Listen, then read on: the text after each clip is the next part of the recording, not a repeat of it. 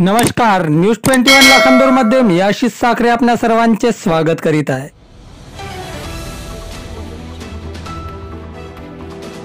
मुख्यमंत्र्यांच्या कार्यक्रमात मुख्यमंत्री मुर्दाबादच्या घोषणा। कार्यक्रमात गोंधळ, 5 जणांवर गुन्हा दाखल। राज्याचे मुख्यमंत्री एकनाथ शिंदे यांनी सोमवारी 24 जून रोजी भंडारा येथे 547 कोटी रुपयांच्या विकास कामांचे भूमिपूजन केले। कार्यक्रमाच्या उद्घाटन प्रसंगी गोसेखुर्द प्रकल्पग्रस्तांनी चक्क कार्यक्रमस्थळी येऊन निषेध व्यक्त केला। त्यांनी मुख्यमंत्री मुर्दाबादच्या घोषणा दिल्या।